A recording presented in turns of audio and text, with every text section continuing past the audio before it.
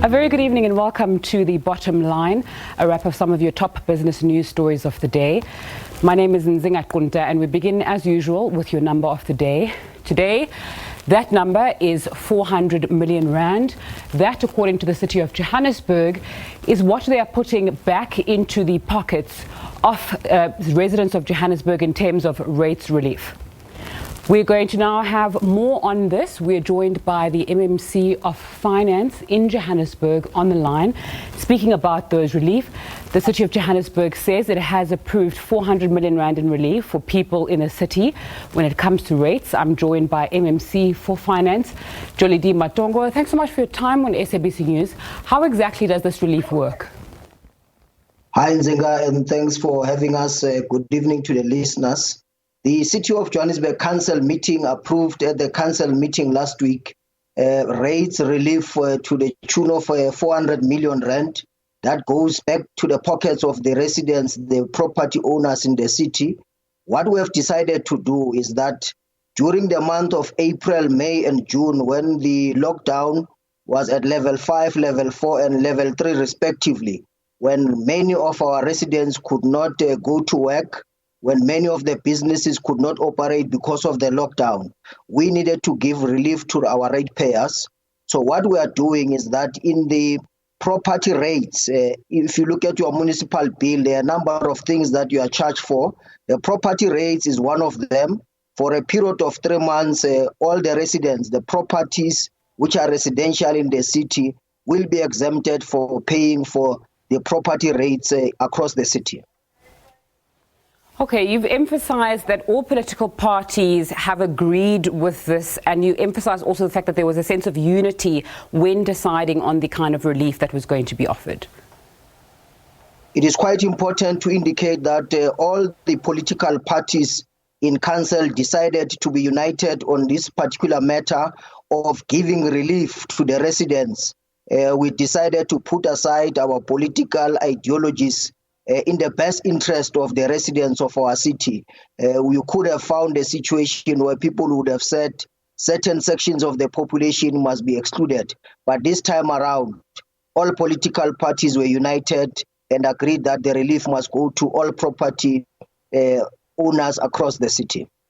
So anecdotally, as you're talking about the relief measures that you are giving to the City of Johannesburg residents, there have been complaints that there are problems with rates, that people are seeing unexplainable increases in their rates. Do you, as the City of Johannesburg, have you received such complaints and do you know the source of them?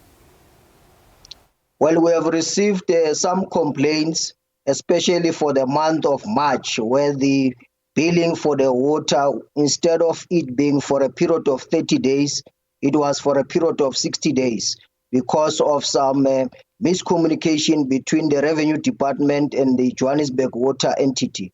That has since been corrected to make sure that the residents have been billed for only a period of 30 days and not 60 days. So that has already been corrected. But in as far as the bills are concerned, on a daily basis, we receive queries, people querying their bills, and the city continues to address those through our customer centers, which are located across the city. All right, so about a week and a half, 2 weeks ago, you tabled that Johannesburg budget, finally over 68 billion rand in total budget. What would you say were the priorities when it came to how Johannesburg is set to spend their money going forward? Well, priority number one would have been around the implementation of high-impact projects that look into the tarring of roads, the upgrade of sewer and stormwater infrastructure, the upgrade and maintenance of electricity and water infrastructure. Those projects alone have been allocated over 1.1 billion, and we think that through those projects in various areas, thousands of our people will get opportunities to be employed. We are also adding into the employment sector the employment of 1,350 people, meaning 10 people per ward will be employed by the City of Johannesburg during this financial year as part of the general workers of the city. All right, where would you say that there has been an increase in demand for municipal spend, especially in light of the coronavirus pandemic? Well, quite certainly the spend is directed around health infrastructure. We've set aside money to build more clinics. We've set aside money to build multi-purpose community centers, which will help us during this period as part of the overflow to help with the quarantine and isolation sites. We are spending more money around the issues of food security because lots of our people are out of jobs now. We have set aside 175 million to purchase or to provide 500,000 food parcels or food vouchers to those who are food insecure in our city. I'm glad you brought up vulnerable members of the Johannesburg community. Just give us some insight into how you worked out that amount in terms of what would be needed also for people who are pensioners and people who are members of the vulnerable community in Johannesburg. Well, a study was done in the City of Johannesburg around 2016 to come to a determination of which areas are most deprived in the city. Region A, which includes areas like Ivory Park, Ebony Park, Maibuye. Region G, which includes areas like Orange Farm, Kapog and Drizik, parts of Soweto and areas like Diepsloot. Those were identified through the poverty deprivation map of the city as those areas that needed more attention.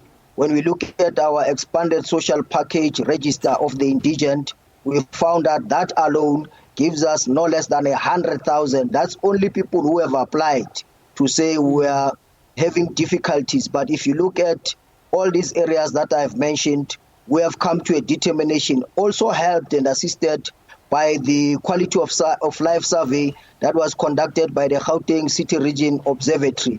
Those numbers were then determined to say, at least if we intervene and give 1 million of our households some kind of food relief, we would have at least done quite a good job in as far as the COVID pandemic is concerned. Jolidee Matongo, thanks so much for your time on SABC News. The MMC for Finance in the City of Johannesburg joining us there.